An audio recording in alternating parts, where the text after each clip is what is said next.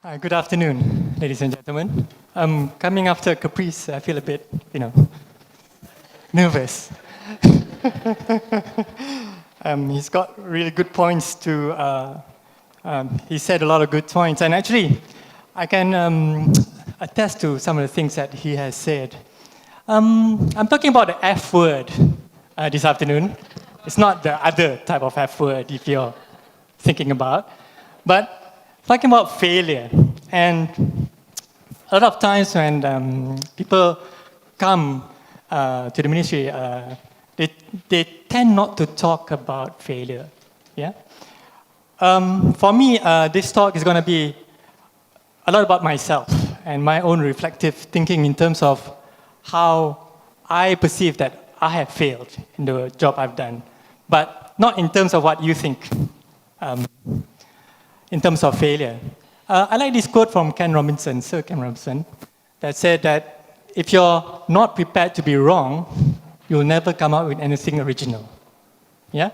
And I guess Aris over there has experienced this. You know, he nearly failed at creating the platform. And when you are near that point of failure, you tend to think, what do I do next? You know, what do you do next? And that's part of my talk. And basically, I'm going to talk to you about what is my definition of failure. When I talk about failure, I tend to think about it in terms of learning, not about failure itself. So, how do you come from learning from failure to success? How do you bridge that?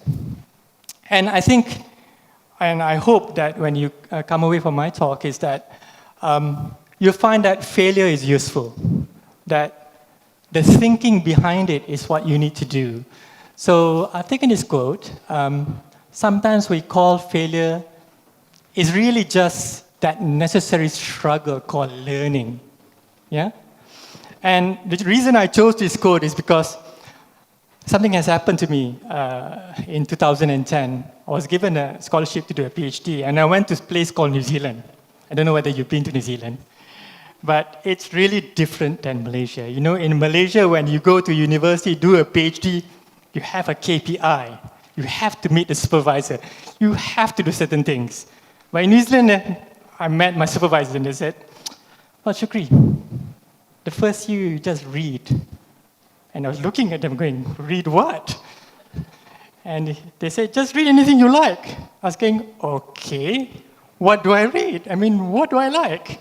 So I had to figure out for myself what I wanted to read. But at the same time, I had an idea of what I wanted to do.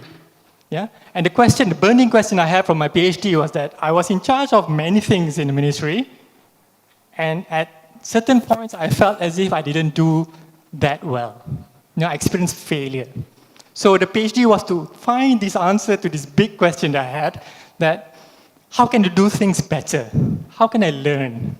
So if you were a PhD student in New Zealand, like me, what would you have read? I don't know, any answers? Okay, so I thought I'd start off with, something more rooted to the idea of failure. So I read philosophy. And if you read philosophy, you can find some of the answers there, but if you read philosophy, it's really difficult. First time you read it, you're going, what's this? I don't understand half of it. Then you read it again, then you understand almost half of it. Then at the end of the day, you get the light. And after a year, I did get the light. And I finally understood where my journey was going to take. So this is one of the things that I would like to talk to you about, is that there are two things to do with failure. There's the fear of failure versus fear itself. Yeah? Fear of failure is what I do a lot. I'm a little bit fearless when it comes to the Ministry of Education. When I am given a project, some people know, I think about it in the future. What do I want for our future for our kids in the schools? What do I want for the teachers in the school? Not right now, not just for right now, but in the future. What do they need to do, right? So a lot of things I do, I fear failure because I've given them this big project. They've given me some money. No, you need to do this. But I tend to think about it in terms of I need to do more than just the thing that they've given me. Rather than the fear itself. The fear itself is that you're so scared of doing something that you don't do it. Yeah? And you meet people like that around. Yeah? They don't do it because they think, okay, if we do this, what's going to happen? No, they think about it in terms of causality. Yeah? So if I do this, this is going to happen and it's going to be bad. But for me, if you do something, you have a plan A, plan B, plan C, plan X. Yeah? So it can be many things. You know, it's like throwing a stone in the lake. Yeah? It cascades, and then it goes somewhere that we don't know. That's what I think about projects. I don't think about it in terms of linear things. I don't think about it in terms of causality. Yeah? Input, output. So success is something that is also good and bad. Yeah? Success for most people is we're successful, that's it. We'll follow the same model, we follow the same formula, we just go. So from one success to another, you actually don't learn, you don't experience. Yeah? But failure is different. Failure is where you actually learn how to do things better. Yeah? And for me, when in the ministry, when I work for certain projects, when you report, it's actually a success. And it's actually, most things are successful in the Ministry of Education. But for me, because I'm very introverted and I'm Virgo, you don't know about Virgos? Virgos are perfectionists. They're never satisfied. So anyway, we tend to reflect and say, oh, I didn't do this too well. Yeah? But for me, the opportunity to learn is always there. And you have to take that as part of the failure thing. And I wrote down the philosophical thing just to get you thinking. Yeah? A lot of things, a lot of programs that we do, you think about it in terms of modern thinking, 20th century thinking. You do A plus B equals C. Yeah? Most times we do think about it that way. I don't. Yeah? I hate the word postmodern, but I put it up there just to make you think about that one. I'm a postmodernist in the sense that I live in chaos. I love chaos. You should come and see my office. It's really mess everywhere, right? And the thing is that the two different sorts of thinking come in, the Newtonian and the Darwinian. A Newtonian one is A plus B equals C. A Darwinian one is an evolution type thing. Yeah? So you evolve. You learn from something, you go on and on and on. You continue the journey. You don't stop. So failure shouldn't stop you from learning. It should encourage you to learn. Yeah? Here's something that really scares a lot of people, the culture of blame. I get blamed a lot. Actually, I don't mind. Say, oh, it didn't work so well because you didn't do the job. Yes, I didn't do the job. I admit it, and people always get shocked when I admit that, I haven't done it so well. Yeah? But I guess you can't blame others. Oh, she didn't do the thing that she's supposed to do. Yeah? And you didn't carry out the project the way that I've, programmed it. Those sorts of things. But actually, I tend to do the blame yourself thing more. Yeah? I didn't do it so well. Yeah? But I tend to think of handling failure is not absolute. It's not the end all. Yeah? It's something that you need to go forward with. It's like a badge of honor. Have you read the book, Badge of Honor? No? All right. So it's like a badge of honor which you put, like the scouts, they have the badge. I have lots of badges and it calls failure. Failure number 1, failure number 2, So for me, it's an okay badge. I wear it proudly. Yeah? But some people in the ministry will say, ooh, that's really bad. But I don't think so. So what I'm getting at is actually you need to have change and adaptation as part of your mantra. It's part of your thing. Yeah? Who does yoga around here? Anyone? No? Pulse? Don't do Pilates? Who does exercise? All right. I'm sure you don't do the same sort of exercise every day, right? You change it a bit. You might run 2 kilometers today, 10 kilometers tomorrow. You do cycling. But you need to have a change. Sometimes you want to do cycling, sometimes you want to run. Yeah? So I find running very therapeutic. And when I was studying, I actually walked and ran a lot. It's not because of anything else. Because if you're doing a PhD, your brain sort of freezes. No matter, after 8 cups of coffee, you can't do anything. So you need to run, yeah? To run away from the problem. When you come back to the office, you start doing something. So basically, it's about change. And I believe failure is actually a gift, yeah? This person, A.G. Felplay, can't really pronounce it properly. He talks about when you stop learning, you stop developing, and you stop growing, yeah? And right now there's a trend in education, teaching and learning. They call it the growth mindset, yeah? I don't know whether teachers know about this new thing. Growth mindset, that you're building this idea in children that, they need to grow, they need to learn, they continually adapt. So if you stop learning, and I define learning as part of having failure, having failed to do something, you start developing, a higher understanding of things. You become stronger, actually. It doesn't affect you so much.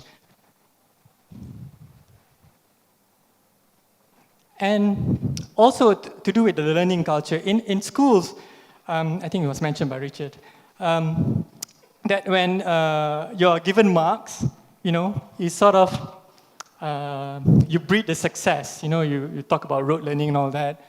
And success breeds actually a non-learning culture because you tend to do, I'm okay here, I made 10 million ringgit, for example. If you're an entrepreneur, you did a Kickstarter and you managed to get 10 million ringgit.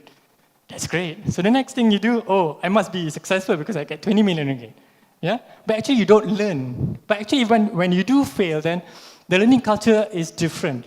So you need to actually inculcate these sorts of ideas in your teaching and learning that if you fail to do something, I think I saw the TED talk just now, that the teacher gave the kid +2 as a mark rather than -18. Yeah? Do you see that one? So rather than giving the kid -18, you give it +2. It's still something, they fail actually, but they learn something and they give it a +2, yeah? So that culture needs to be there. The other thing that I want to talk to you about is the overconfidence bias. You become overconfident when you're successful, yeah? A lot of times, you can see that in the person's eye when they're confident and overconfident about something. So when I go for meetings at the ministry, sometimes I go, all right, that sounds good, but have you thought about it this way? And they look at me funny. They think I'm crazy half the time because I'm telling them that won't work that way. And you need to ask why. Always ask why. For example, if you want to use classroom.com in your teaching and learning, for example, you have to ask why. You want to build a social networking within your students using that. How are you going to do it? Yeah? So, asking why should be part of your thinking. Yeah? And I also teach a class called design thinking. Who has done design thinking before? Anyone? Fascinating thing to do with your classrooms. Yeah. Design thinking is basically iteration, failure, doing it again, fail, do it again. That's how you should think about learning. Yeah. It's not doing it once. And in Malaysia, we tend to do it only once. Correct. We done it. Okay. We move on to something else. So, when you do learn, you need to update yourself. You need to look at new theories, new models, new ways of thinking. Yeah? We talk about 21st century thinking, 21st century learning, and a lot of people don't actually understand what that is. And I find it really difficult to talk to people that don't understand, because they think about it in terms of superficial ways. I tend to think about it in deeper ways, yeah? So experience influences theories. Your experience, for example, Haris, yeah, have influenced you, but you had a theory behind in your brain. You might not call it a theory, but you had some sense, you had a logic behind it, yeah? But your experience of almost failing actually is now building you up, right? So why things happen, yeah? A lot of things when you do, something bad happens. Then you have to figure out why that has happened, yeah? Because if you don't figure out what has happened, you never learn when the next project comes in, oh, okay, I got to watch out for that one. Yeah? So you build your learning based on what you've done and the specific outcomes you're looking for. So for example, part of my work at the ministry is to build KPIs for English, by the way. Big thing. And when I build a KPI, I'm pretty intelligent about doing it. So I build it in such a way that anything can fit into the KPI. That's from my own failures, because I've answered to many KPIs which I haven't reached. So that's part of my understanding. So failure motivates the learning. So I constantly look out for things to learn. Have you ever downloaded an app called Ed of Flipboard? No? Haven't heard of these two apps? Yeah? Okay, if you haven't downloaded them when you have free time, Ed and Flipboard are fantastic learning tools for me. I specify teaching, learning, big data, whatever you like, into Ed and Flipboard, and I get new theories, new models, new principles almost every day. It makes my mind think about these things. Yeah? So, I think it was Henry Ford who said, failure is the opportunity to begin again, only more intelligently. He didn't do it once, Henry Ford. When he built the car, it came only one color, black. Did you know that? Only later on they figured out why they needed other colors to go along. It's like when I explain to my children why the older photographs are in black and white. Do you know what I say to them? In the past, the world was actually only black and white until the 1970s. Did you know? This is the Homer type explanation. So, only after the 1970s everything was in color. All right. So, like Henry Ford, he only thought about it in terms of black as a color. But later on, we had different colors for the car. So, from my own experience, I've gone through many projects, especially in ICT, and a lot of these projects were based on theories of that time. Yeah, I was involved with the Smart School project. I know some of you are in Smart School, and so on, so on. Malaysian Grid for Learning. I don't know whether you know about that one. Long time ago. Yeah, and right now I'm involved in mostly e-learning at the ministry. So, when you're trying to build something new from failure, yeah, you tend to look at things differently. For example, when I look at e-learning, I tend to think about it in terms of platforms rather than the actual e-learning programs themselves. When you talk about LMSs, I think in the morning they talk about LMS and all those sorts of things. They're great. I love them. But when you come to the ministry, you can't really integrate that LMS into the ministry's platform because we don't have a platform. Yeah? So if you're in charge of e-learning, you start thinking, what do I need to build? I cannot build LMS. Yeah? There's Frog, there's Moodle, there's Canvas. Yeah, there are many things. So when I was given this project, I had to future-proof it as well and somehow get enough money that it runs by itself. Which is very difficult. If you think about it, the Ministry of Education doesn't have a lot of money. Basically zero. So I had to go around begging. Yeah?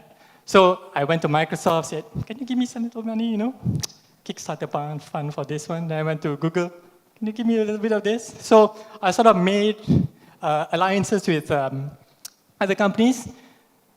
But I made these alliances because of my experience of failures before. When I did e-learning programs, I did it alone. I did it just with the ministry. Now I know better. I need to work with other people. Because once you work with other people, not only do you devolve some of the power to the other companies, is that you understand the way they work and how they make money, and whether or not the e-learning thing in the ministry works or not, at least you understand how they work, yeah? How they can participate, how they can make things better for you. And when you do experience failure, celebrate rather than be depressed. Don't do harakiri, by the way. It's very messy. I've seen it before in movies, but not in reality. As you say, Aris, I was in Japan. I was under the Look East policy under Tun Mahathir when he was the Prime Minister. And actually went to Japan to learn about how they do things. And the thing about Japan is, a lot of people don't understand, is that their culture is completely different than ours. Yeah? Their work ethic, the way they look at things is different. So if you take something from Japan, like 5 Cs, have you heard of that one? 5S, sorry. Latest one. Who know, anyone from the ministry? 5S?